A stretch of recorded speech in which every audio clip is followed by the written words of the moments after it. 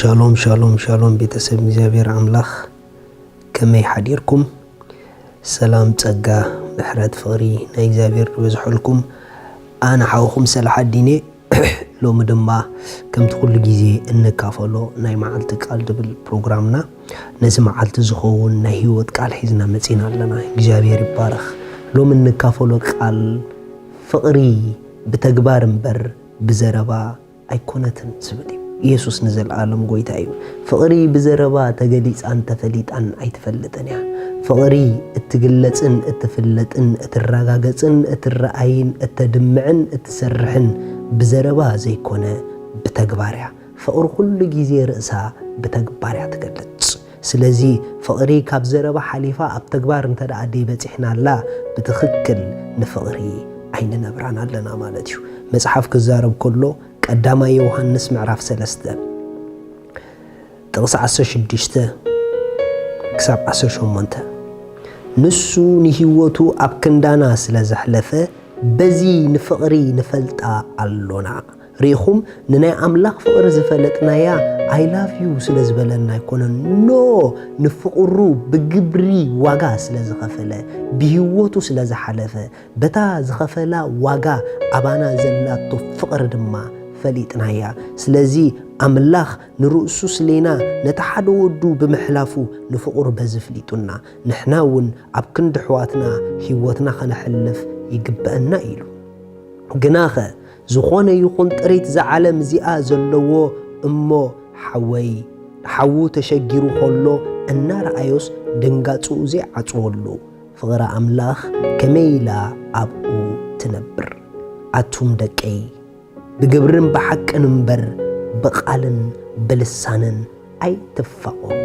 ሪኹም እግዚአብሔር ኣምላኽ ብኣፍ ክንፋቐር ጥራሕ ኣይደልን እዩ ሓቀኛ ፍቕሪ ኣብ ኣፍን ግብርን ድበጽሐ እዩ ኣብ ኣፍ ጥራሕ ዘሎ ፍቕሪ እግዚአብሔር ኣይደልን እዩ ስለዚ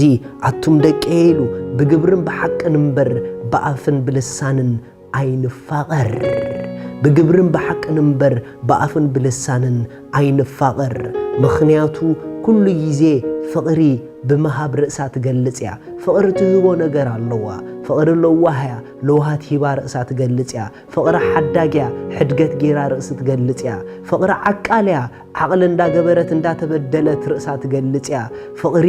ኣይትጀሃርን እያ ብዘይ ምጅሃር ርእሳ ትገልጽ እያ ሪኢኹም ኣሕዋት ፍቕሪ እትግለጸሉ መንገዲ ኣለዋ ፍቕሪ ኩሉ ግዜ ብተግባርያ ርእሳ ትገልጽ እግዚአብሔር ኣምላኽ ከምቲ ንሱ ኣባና ዘለዎ ዓብ ፍቕሪ እታ ኣባና ዘላቶ ዓባይ ፍቕሪ ብኣፉ ዘይኮነ ብተግባር ወዱ ገሊጹ ዘፍለጠና ንሕና ድማ ነሕዋትና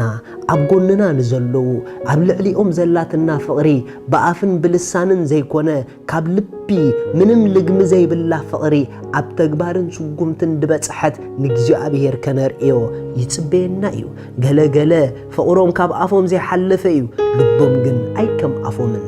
እግዚአብሔር ምስክረይ ልብኻ ካብ ኣፍካ እንተ ዘይኮይኑ ኣብ ኣፍካ ዘሎ ቃል ትርጉም የብሉን ባዶ እዩ ምኽንያቱ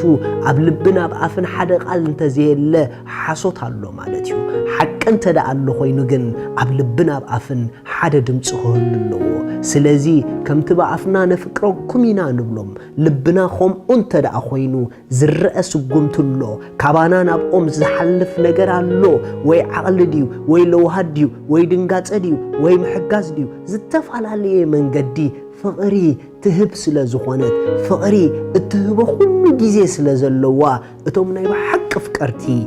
ብምሃብ ርእሶም ይገልጹ እዮም ካብኦም ትቕበሎ ነገር ኣሎ ካብኦም ትቕበልዮ ነገር ካብአን ትቕበሎ ነገር ኣሎ ምኽንያቱ ናይ ብሓቂ ካብ ልቢ ዝመንጨወ ፍቕሪ ብምሃብ ርእሱ ዝገልጽ ፍቕሪ እዩ ስለዚ ሕዋተየ ብኣፍን ብልሳንን ምፍቓር ናይ ረኣዩለይ ጎደና ገዲፍና እግዚአብሔር ዝሪኦ ፍቕሪ ምንባር ንጀምር ኣምላኽ ዝሪኦ ካብ ኣፍ ሓሊፉ ኣብ ስጉምቲ ዝበጽሐ ፍቕሪ እዩ ፍቕሪ ኩሉ ግዜ ዝበሃል ዘይኮነ ዝግበር ኣለዋ እዩ ፍቕሪ ባህሊት ዘይኮነት ገባሪት እያ ፍቕሪ ሓይላ ብዘረባ ዘይኮነ ሓይላ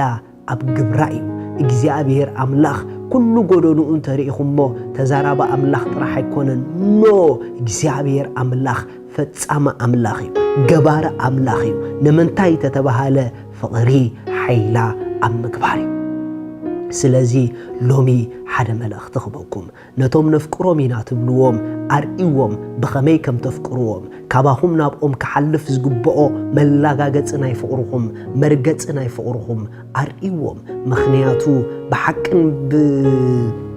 بقبرن كنفغر نايقزي أبير فغاري تحقنيا فقري قبر زلوايا تازي حقنيا فقري أقبر زي بتسحت قبل السان طرح زدرفتيا سلازي لومي نلبنا نسمعيو لومي انت دا لبنان افنان حدا زي اللي خوينو نتوم بافنا I love you إلنا دحر معصو I hate you نبلوم زلنا لومي أقدمي أمن دحري أمن حدا نخون قال سبات أقدميخا أفهم طعوميو أقدميخا أفهم مقوريو دحر معصو لبوم قنعخا هم إيكونن كمزا عينت كودنا إجزي أبيهر أي كبرولونيو سلازي أملاخ زخبرولو أقدميتن بدحريتن حدا خنكون كلنايو سلازي نتوم نفكركم إنا نبلوم بدحر معصون كم أنخون اللوم أقدمي أمكا نقالت اللوم نقهاد اللوم فقرنا بتكبار نمبرو شالوم